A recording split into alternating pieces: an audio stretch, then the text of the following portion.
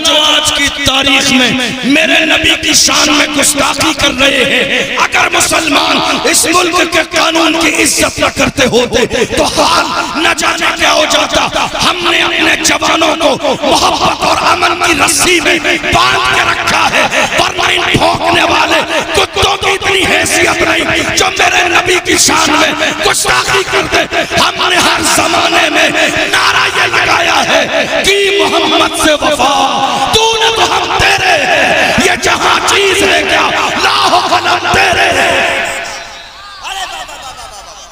जिंदाबाद जिंदाबाद। मेरे रसूल की शान में गुस्ताखी करने वालों की इतनी औकात नहीं जो ये रसूलुल्लाह की शान में गुस्ताखी करके मुल्क कोने कोने में दंदनाते फिरते घूमते रहते। ये तो मुसलमान इस मुल्क के कानून को मानते हैं। इतना बड़ा हादसा हो जाने के बाद भी मुसलमान एहतजाज करते हुए हुकूमत वक्त तक आवाज पहुंचाना चाहते हैं ताकि हमें इंसाफ मुल्क के कानून के दायरे में मिले। मुसलमान कभी इस मुल्क के कानून को अपने हाथ में नहीं लेता है, जो कि कानून जब अपने हाथ में लिया जाता है तो फसाद हो जाता है, मुल्क के हालात खराब हो जाते हैं। और मुसलमान आप जानते हो ऐसा क्यों नहीं करते, इसलिए कि कौन बेवकूफ है जो अपनी चीज बर्बाद करता है। ये मुल्क हमारा है, ये मुल्क, जरा जोर से बोलिए, ये मुल्क मेरा, ये रुमाल है। अब मेरा ये रुमाल है तो मैं इसे कैंची लेके काटूंगा नहीं। क्यों नहीं काटूंगा? मैंने इसे पैसे देके खरीदा है। कौन बेवकूफ इंसान है जो अपनी चीज को जाय करता हो? कौन बेवकूफ इंसान है जो अपनी चीज को बर्बाद करता हो?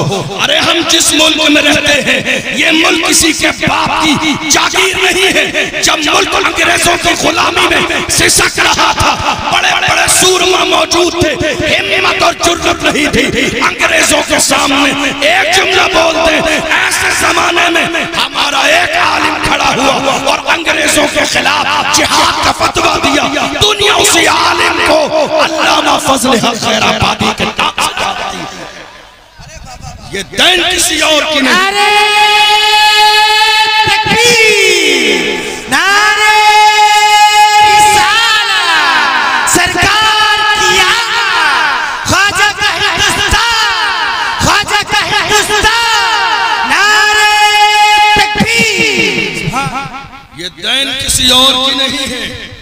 हमारे एक आलिम अल्लामा फजल हक खैराबादी खड़े हुए, अंग्रेजों के खिलाफ जिहाद का फतवा दिया।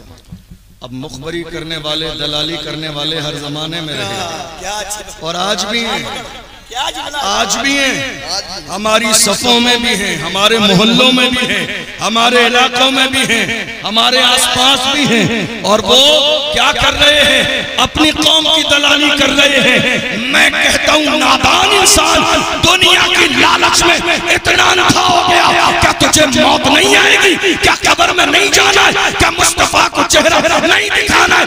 अरे दुनिया के लालच में इतना अंधा मत हो।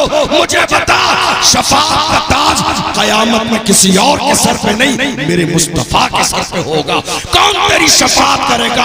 रसूलुल्लाह की नामूस की बात आई, तूने जाकर कौम की दलाली की। अरे जालिम, हुजूर के गुलाम ऐसे नहीं होते हैं। गुलाम कैसे होते हैं?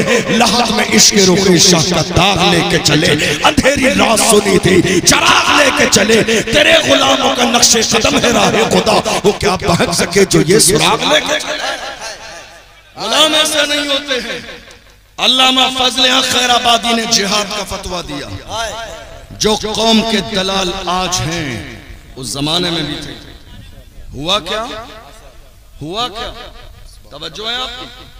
अल्लामा फजल हक खैराबादी का मामला जब कोर्ट में गए तो कोर्ट में एक शख्स मौजूद था, आपका जानने वाला। उसने कहा, हजरत आप आएंगे, आपसे पूछा जाएगा, बस आप एक बार मना कर देना कि जिस फजल हक खैराबादी ने फतवा दिया है मैं वो फजल हक खैराबादी नहीं, बाकी मैं संभाल लूंगा। अल्लामा फजल हक खैराबादी गए, पूछा गया, उसने कहा नहीं नहीं हजरत ये फजल हक खैराबादी नहीं है साहब, जज साहब ये नहीं है।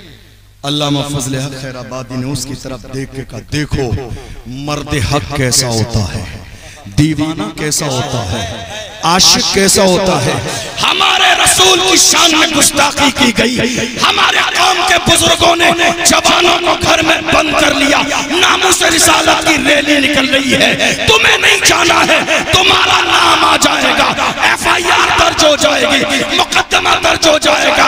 अरे नादान इंसान, ताजुश्शरिया का दामन अगर हाथों में है तो मेरे ताजुश्शरिया ने कहा जवानों जिंदगी ये नहीं है किसी के लिए, जिंदगी है नबी की, नबी के लिए ना समझ करते हैं, जिंदगी के लिए जीना मरना है सब कुछ नबी के लिए।